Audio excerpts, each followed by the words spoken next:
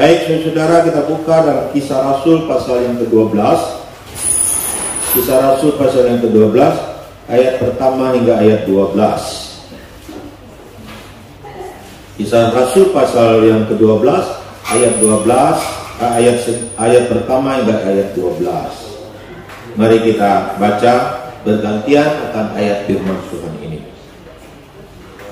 Yakobus mati, Petrus dilepaskan dari penjara. Kira-kira pada waktu itu Raja Herodes mulai bertindak dengan keras terhadap beberapa orang dari jemaat.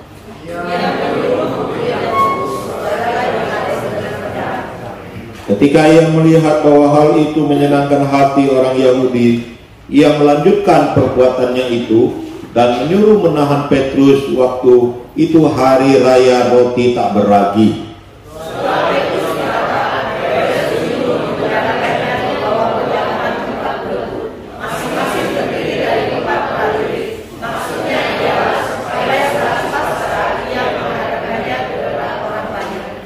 Demikianlah Petrus ditahan di dalam penjara, tetapi jemaat dengan tekun mendoakannya kepada Allah.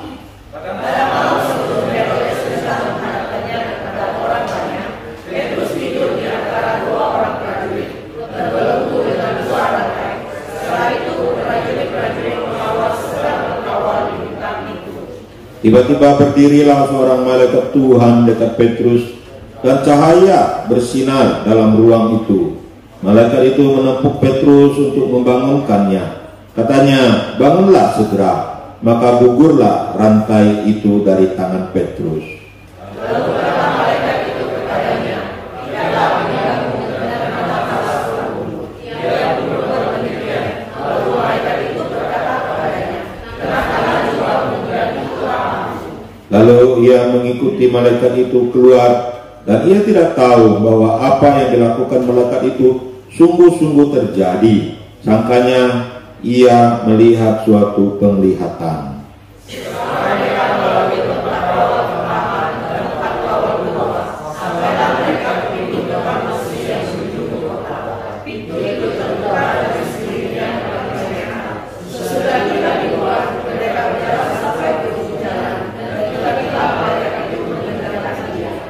Dan setelah sadar akan dirinya, Petrus berkata, sekarang taulah aku benar bahwa Tuhan telah menyuruh malaikatnya, dan dia menyelamatkan aku dari tangan Herodes, dari segala sesuatu yang diharapkan orang Yahudi.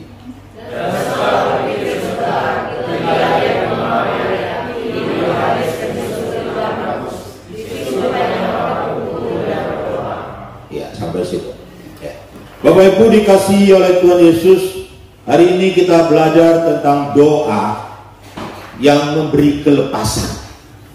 Doa yang memberi kelepasan. Karena doalah maka Petrus dilepaskan dari penjara. Saudara-saudaraku dikasihi oleh Tuhan, yang dihadapi oleh Petrus dalam penjara adalah sesuatu yang sangat-sangat berat. Sangat-sangat mustahil bagi manusia untuk bisa dilepaskan dari penjara. Ya. Ini kita melihat sebagai contoh bahwa Yakobus sendiri sebagai pemimpin umat Tuhan juga pada waktu itu telah dibunuh oleh Herodes. Memang Herodes ini dia bermain politik untuk menyenangkan hati orang Yahudi. Dia akhirnya membunuh Yakobus.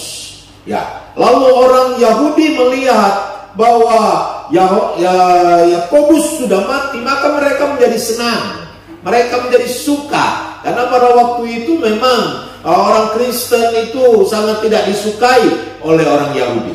Sehingga akhirnya Herodes juga menahan Petrus sebagai pemimpin umat Tuhan pada waktu itu untuk dipakai untuk menyenangkan hati orang Yahudi. Dan tentu setelah hari Paskah selesai, dia akan diperhadapkan kepada orang Yahudi. Dan tentu maksudnya adalah terakhir adalah pembunuhan atau eksekusi terhadap Petrus. Dan Petrus akan mati. Nah, saudara-saudara pun dikasih oleh Tuhan. Untuk maksud itu akhirnya Petrus ditangkap dan ditahan dalam penjara. Tidak tanggung-tanggung saudara-saudara, karena ini tahanan politik, ini tahanan yang berbahaya bagi Herodes, dan juga maksudnya ini akan dihukum mati. Ya, jadi penahanannya sangat ekstra ketat, saudara. Ditahan, dimasukkan penjara dan dijaga 4 regu. Dan 4 regu, 1 regu 4 orang, berjadi 16 orang, saudara-saudara, dengan pertahanan yang berlapis-lapis seperti itu. Nah, saudara-saudara pun dikasih oleh Tuhan. Tentu ini menjadi sesuatu yang sangat-sangat mustahil bagi Petrus untuk dilepaskan dari penjara. Secara manusiawi tidak ada jalan untuk kelepasan itu, saudara-saudara. Karena kita tahu yang dilawan itu bukan manusia yang tidak memiliki kuasa. Karena yang dilawan itu adalah Herodes, Raja Herodes, saudara-saudara. Dan kita tahu adalah umat Tuhan pada waktu itu adalah bersifat minoritas adanya. Jumlah mereka sangat kecil. Mereka tidak ada kekuatan di politik, mereka tidak ada kekuatan secara tentara, mereka tidak ada sesuatu yang bisa mereka pakai untuk bisa membebaskan daripada Petrus di sana, saudara-saudara. Jadi ini akhirnya tunggu apa? Tunggu waktu eksekusi saja. Petrus sendiri kita melihat di malam waktu eksekusi itu akan dilaksanakan, Petrus sendiri tertidur, saudara-saudara. Petrus sendiri tertidur bersama dengan para pengawal-pengawal yang ada. Ini menandakan bahwa Petrus mungkin dia sudah menyerah sajalah. Tidak ada lagi perlawanan, saudara-saudara. Tidak ada lagi yang bisa dibuat, saudara-saudara. Dia mencontoh kepada pendahulunya, yaitu Yakobus, yang sudah meninggal, yang sudah dieksekusi. Jadi apalagi yang bisa dia buat? Tidak ada yang bisa dia buat. Nah, saudara-saudara, tetapi kita melihat ada sekelompok umat Tuhan yang tidak terima kondisi itu. Ada sekelompok anak Tuhan yang tidak terima akan masalah ini. Tapi mereka tidak bisa buat apa-apa secara manusiawi. Mereka tidak bisa melepaskan Petrus, saudara-saudara, karena tidak ada jalan bagi mereka. Mereka juga mungkin berpikir, tapi tidak ada jalan. Tidak ada jalan keluar untuk bisa menolong Petrus dari penjara. Mereka sayang dengan Petrus. Mereka mengharapkan Petrus. Mereka menjunjung Petrus sebagai pemimpin, saudara-saudara. Tetapi tidak ada jalan. Bagaimana mereka bisa menolong Petrus, saudara-saudara? Tidak ada jalan bagi mereka. Tetapi di tengah-tengah tidak ada jalan itu, mereka masih punya jalan, yaitu mereka berdoa. Dikatakan di ayat yang kelima, demikianlah Petrus ditahan dalam penjara, tetapi jemaat dengan tekun mendoakannya kepada Allah. Inilah cara yang mereka bisa buat. Inilah cara yang mereka bisa pakai untuk menolong Petrus, untuk melepaskan Petrus, yaitu mereka berdoa. Dan bagaimana sifat doa yang mereka tampilkan di sini dalam Alkitab? Yang pertama adalah mereka tekun berdoa. Saudara-saudaraku dikasih oleh Tuhan, apa arti tekun berdoa? Tekun berdoa adalah tidak putus-putus berdoa. Tidak putus-putus berdoa. Tekun artinya dia senantiasa, artinya ada kontinuitas di dalam berdoa. Saudara, kadang-kadang Orang berdoa, lagi mood senang dia berdoa, lagi mood enggak senang dia enggak berdoa. Ada orang yang lagi sedang punya masalah, dia rajin berdoa. Tetapi kalau tidak punya masalah lagi, dia tidak berdoa. Nah, saudara-saudaraku dikasih oleh Tuhan, mereka tekun berdoa di hadapan Tuhan. Mereka tekun membawa masalah ini kepada Tuhan, saudara-saudara. Karena ada selang waktu ketika Petrus ditangkap pada hari raya roti tak beragi, dan sampai kepada Paskah di mana Petrus akan dieksekusi. Ada beberapa hari itu, dan mereka pakai untuk terus berdoa, terus berdoa, terus berdoa, terus berdoa, dan terus berdoa. Mereka tekun menyampaikan doa kepada Tuhan. Saudara-saudaraku dikasih oleh Tuhan, apakah kita tekun berdoa? Apakah kita menyediakan waktu yang cukup untuk berdoa? Kita sudah belajar tentang Elia, bagaimana memberi waktu yang cukup. Kita belajar tentang Tuhan Yesus yang memberikan waktu yang begitu banyak berdoa. Kita belajar dari tokoh-tokoh gereja yang memberi waktu yang cukup di dalam berdoa. Nah, saudara-saudaraku yang dikasihi oleh Tuhan Yesus, kemudian sifat doa mereka selanjutnya adalah mereka berdoa bersama. Mereka berdoa bersama. Saudara-saudaraku dikasihi oleh Tuhan, mereka bersama-sama berdoa pada waktu itu. Mungkin kedengarannya berdoa bersama itu gampang, tetapi sebenarnya tidaklah gampang.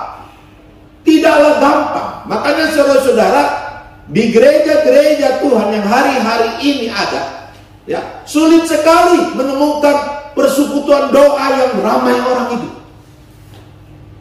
Padahal ini sudah secara istilahnya secara ada wadahnya sudah, ya. Tetapi masih sulit untuk berdoa bersama, saudara-saudara. Apalagi wadah-wadah yang tidak resmi, pasti saya pikir sangat sulit untuk mendapatkan orang Kristen duduk bersama dan berdoa bersama. Itu sulit. Ya, saudara-saudaraku dikasihi oleh Tuhan, umat-umat Tuhan pada waktu itu apalagi untuk bisa berkumpul bersama aja susah, saudara.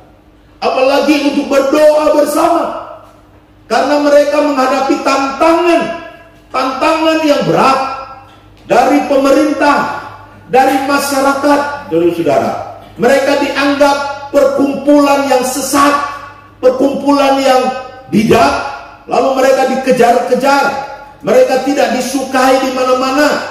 Jadi ketika mereka berkumpul, identitas mereka akan terbongkar, saudara. Ya, misalnya orang tak tahu saya orang Kristen, tetapi karena ketika ada orang berkumpul di sana, mungkin 10-20 orang berkumpul, lalu saya datang, lalu ada yang mungkin dikenal itu orang Kristen di sana, ketahuanlah bahwa saya ini orang Kristen. Jadi dalam perkumpulan itu akan terbongkar identitas kita, saudara-saudara. Ya, kalau masyarakat mengetahuinya, mereka akan tahu siapa kita. Jadi paling amannya adalah masing-masing di rumah, masing-masing berdoa di rumah, saudara-saudara. Tidak perlu berdoa sendiri-sendiri, tidak perlu berdoa bersama-sama. Berdoa saja sendiri-sendiri. Bukankah itu bisa dilakukan? Karena doa saya bisa berdoa, Simu bisa berdoa, Pak Alay bisa berdoa, semua kita bisa berdoa sendiri-sendiri.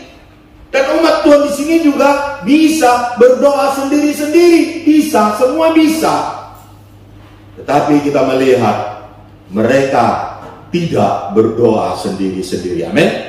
Tapi mereka, walaupun tantangan pergumulan ada menghadapi mereka, masyarakat pemerintah yang bisa membawa mereka kepada liang kubur, saudara-saudara, dan bisa membawa mereka dalam penderitaan, dalam penjara, tapi mereka tetap datang untuk berdoa bersama-sama. Beri semangat dulu.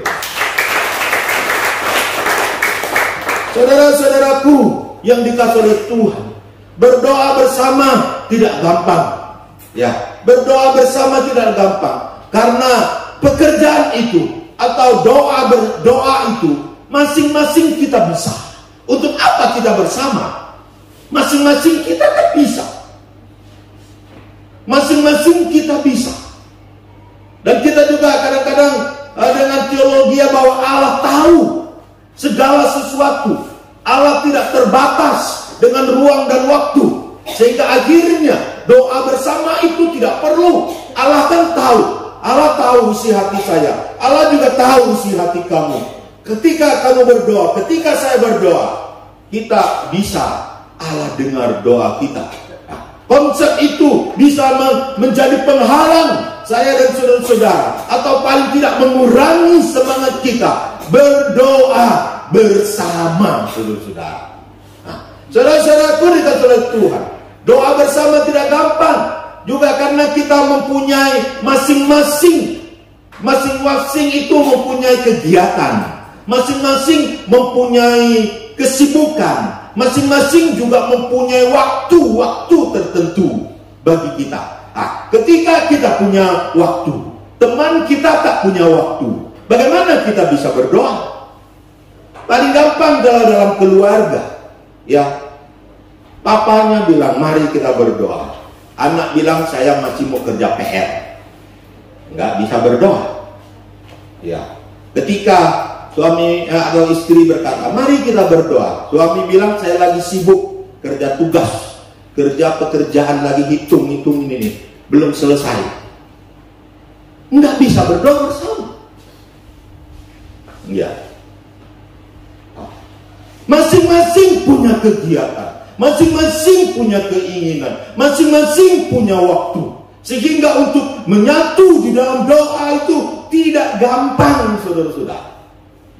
Saya pikir apalagi umat-umat Tuhan pada waktu itu dalam latar belakang yang berbeda, dalam latar belakang yang tidak sama, mereka harus berkumpul dan berdoa. Ditambah tantangan yang ada, mereka pasti sulit untuk berkumpul dan berdoa, saudara-saudara. Itu tidak gampang. Tetapi saudara-saudaraku dikasihi oleh Tuhan, kita melihat mereka berkumpul bersama dan berdoa. Sehingga ketika mereka bisa berkumpul bersama, akhirnya doa membuat Petrus bisa dilepaskan. Amin. Mengapa Petrus dilepaskan? Mengapa Petrus tidak dihukum mati? Karena doa. Karena doa. Tidak ada yang lain. Karena doa. Karena ayat 5 ini sangat kuat. Demikianlah Petrus ditahan dalam penjara. Tetapi jemaat dengan tekun mendoakannya kepada Allah. Ini karena doa bersama, sehingga Petrus dilepaskan, saudara-saudara.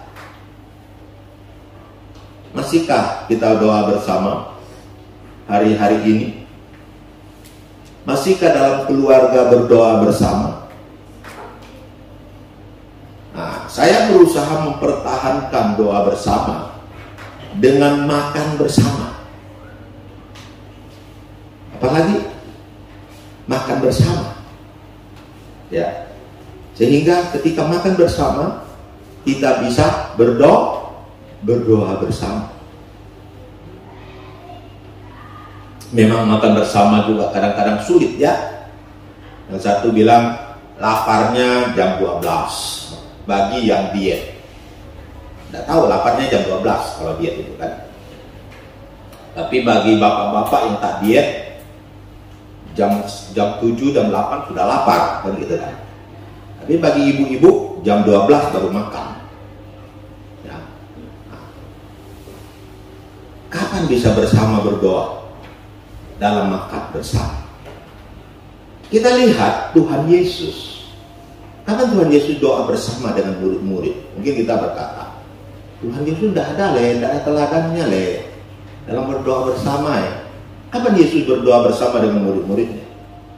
Bahkan kita lihat ini dipakai oleh orang yang mau membela diri saja. Yesus sendiri berdoa sendiri, murid-murid tidur.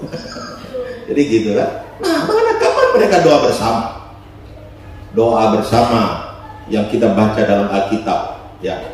Memang tak dicatat secara terperinci ya doa bersama Yesus dan murid-muridnya ya. Yaitu ketika mereka makan perjamuan kudus itu, atau pesta makan terakhir itu. Dan kita tahu Yesus selalu makan bersama-sama murid-muridnya. Amin. Yesus selalu memimpin doa, ucapan syukur dan seterusnya di dalam makan bersama. Bisa saja mereka tidak makan bersama. Bisa saja mereka makan ya ikut perut sajalah. Kalau lagi perut lapar makan, perut tidak lapar tidak makan begitu ya. Ikut moodnya sajalah. Tidak.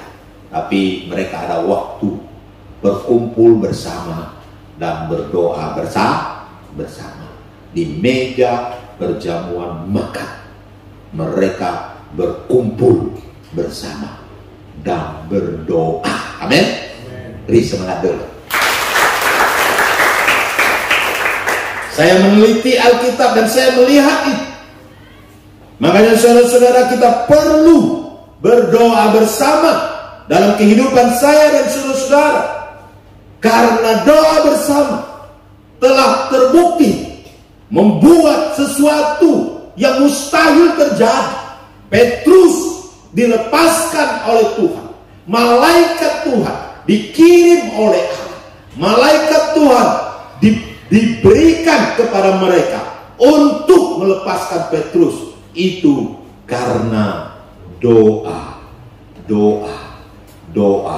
yang dibuat oleh murid-murid Tuhan pada waktu itu.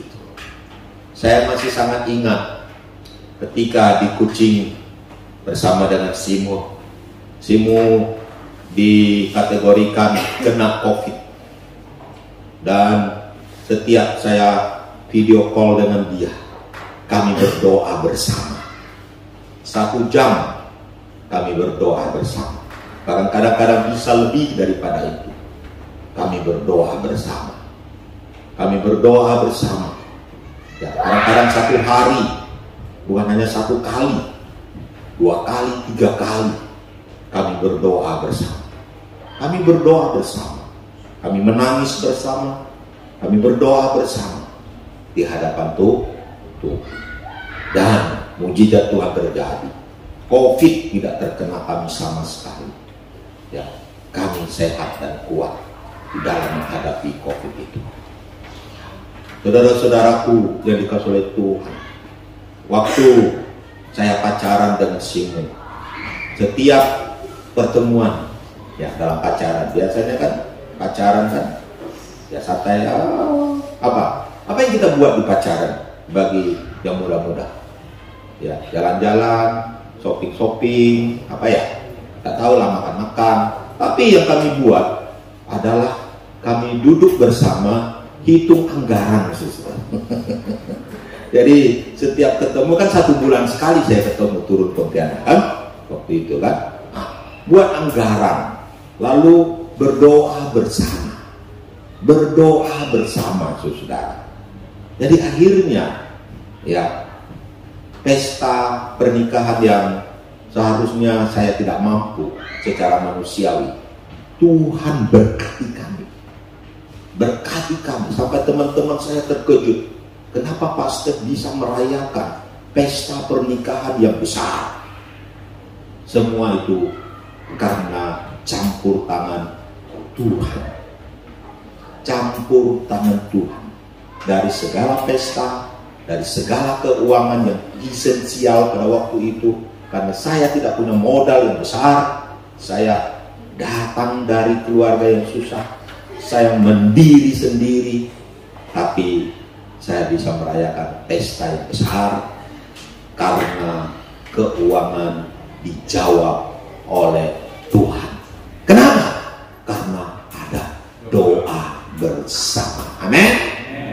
Beri senada. Saudara-saudaraku yang dikasihi oleh Tuhan, mujizat Allah akan terjadi, kuasa Allah akan dinyatakan di tengah-tengah kita melalui doa-doa kita hari ini. Memang saudara-saudara, Petrus harus mengalami yang namanya masuk penjara, harus mengalami yang namanya psikologis yang sangat-sangat sulit. Psikologis yang sangat sulit itu bagaimana? Yaitu di mana dia harus menghadapi eksekusi sampai dia tertidur, saudara-saudara. Mungkin stres mengalami, ya. Atau hanya satu-satunya harapan ketemu Tuhan Yesus di sorga saja. Karena tidak ada harapan lagi untuk hidup, ya. Tapi Tuhan mengajar melalui masalah itu. Tuhan mengajar tentang doa bersama. Bagi Petrus itu dia mendoakan orang sakit, orang sembuh. Dia mendoakan orang mati, Dorcas di pasal 9 bangkit Dorcas itu. Tapi di pasal 12 Petrus sendiri masuk penjara, doanya tak mempan sudah. Tidak ada disebut doa Petrus di sini, tidak ada. Dan doa yang menyebabkan Petrus dilepaskan dari penjara adalah doa umat Tuhan yang bersama-sama itu. Sehingga Petrus tidak bisa lagi membanggakan dirinya dengan doanya itu, saudara. Ini mau menandakan bahwa Allah itu berkuasa memberikan kepada siapa saja di dalam doa-doa kita. Amin. Makanya ketika saya meminta doa dari umat-umat Tuhan, saya tidak pandang dulu siapa saja. Silahkan kamu berdoa untuk Simon. Silahkan, bahkan mungkin orang-orang yang kelihatannya kecil, orang-orang yang kelihatannya tidak bisa berdoa, saya masih harapkan doa, saudara. Amin. Ya. Saudara-saudaraku yang dikasihi oleh Tuhan, itulah pengajaran Tuhan kepada Petrus. Makanya ketika Petrus berpikir dia harus kemana, tiba-tiba Petrus berpikir pergi ke rumah Maria itu. Itu dituntun oleh Tuhan, saudara-saudara, dipimpin oleh Roh Kudus. Lalu dia bertemu dengan mereka, orang banyak di situ.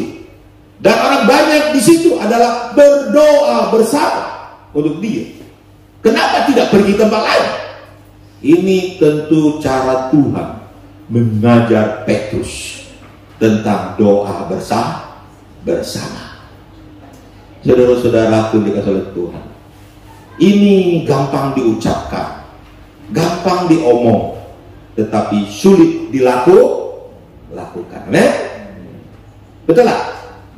Betul?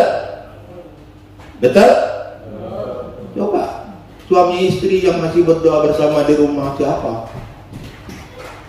Yang makan bersama di rumah siapa lagi di sini? Ya.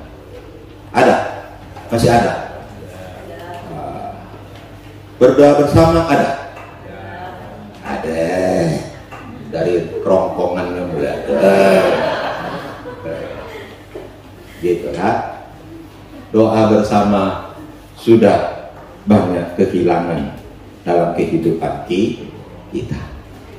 Padahal disitulah banyak terjadi mujizat Tuhan. Amin.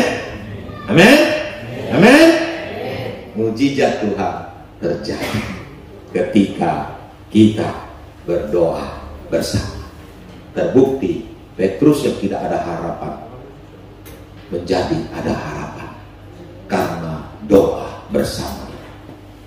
Kiranya Tuhan Yesus memberkati kita. Amin. Mari kita berdiri, kita berdoa. Haleluya.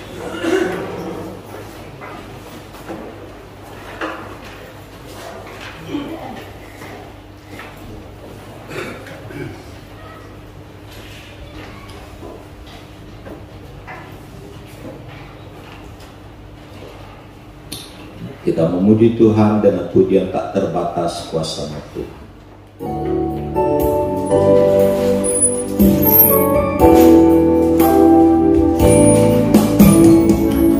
Terbatas kuasa-Mu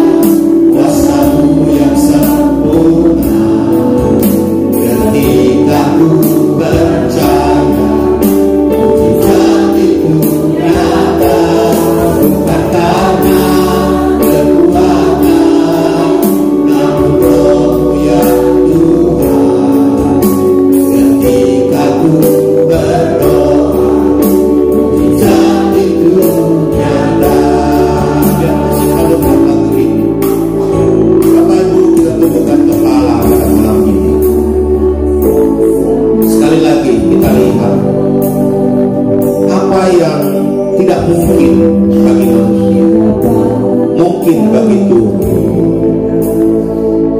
Seorang Petrus masuk penjara. Rasul Petrus tidak ada harapan lagi secara manusia. Tidak ada yang bisa tolong dia lagi. Dia berhadapan dengan Raja Herodes yang kejam. Dia berhadapan dengan tentara-tentara yang begitu kuat mengelilingi dia. Dan waktunya sudah tiba, yaitu eksekusi kematian. Tetapi kita lihat kuasa Allah lebih besar daripada segala-galanya, dan Allah bisa bekerja membebaskan dia dari kematian itu. Saudara-saudara, saya tidak tahu persoalan apa yang sedang engkau hadapi hari-hari ini. Apakah itu persoalan ekonomi? Mungkin secara manusiawi ekonomi hancur-hancuran hari-hari ini. Tidak ada seorang pun yang bisa menolong engkau mungkin. Tidak ada yang bisa lagi menolong engkau. Engkau datang pada Tuhan. Doa bisa mengubah kondisi ekonomi. Mungkin kondisi keluargamu. Tidak ada lagi yang bisa menolong kondisi keluargamu. Persoalan-persoalan yang begitu hebat dalam keluarga, tidak ada yang bisa tolong. Manusia tidak bisa tolong. Bahkan orang terdekat sekalipun tidak bisa menolong engkau lagi. Tidak ada yang bisa diharapkan lagi. Tetapi di dalam doa masih ada harapan bagi engkau. Datang pada Tuhan, berdoa secara pribadi pada Tuhan. Dan juga cari orang-orang sekelilingmu yang peduli dengan engkau, dan ajak mereka untuk berdoa bersama-sama. Bangunlah persekutuan doa bersama. Kuasa Allah yang tak terbatas ini sanggup mengubah apa yang tidak mungkin menjadi mungkin bagi engkau.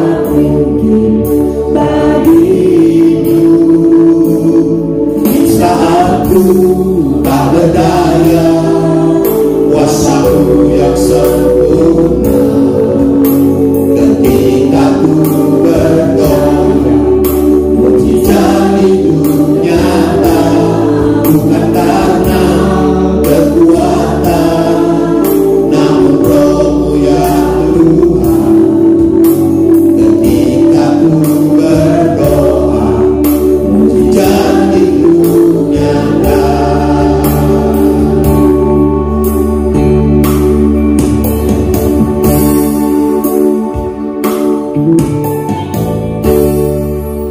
Kita akan berdoa, nanti minta Bapak David untuk kita datang. Terima kasih Bapak atas kebenaran firman-Mu dan golongan pada hari ini. Ingatkan kami Bapak untuk selalu setia bersama Engkau. Ingatkan kami untuk selalu berkumpul bersama-sama berdoa ingatkan kami untuk selalu beriman bahwa berdoa kepada Engkau Bapak, selalu percaya bahwa Engkau akan ada, selalu ada dan tetap ada bagi kami sampai selama-lamanya. Tidak ada yang mustahil bagi Engkau ya Bapak, bahwa itu tidak mungkin bagi kami, tetapi selalu mungkin bagi Engkau. Kami hanya perlu datang kehadiran-Mu itu senantiasa berdoa, memohon kepada Engkau ya Bapak. Terima kasih Bapak atas firman-Mu ya Bapak. Berkati juga hamba-Mu yang telah mendengarkan firman-Mu ya Bapak. Pakai dia bila punya kesempatan Bapak, dan boleh senantiasa melayani Engkau, memberikan yang terbaik bagi kemuliaan nama-Mu ya Bapak. Banyak jiwa baru yang berdatang dengan Tuhan dengan Engkau sebagai Tuhan. Terima kasih Bapak, bila Engkau di tempat yang maha tinggi. Memuliakan nama-Mu di dalam nama Tuhan kami Yesus Kristus. Amin. Amin. Silakan duduk.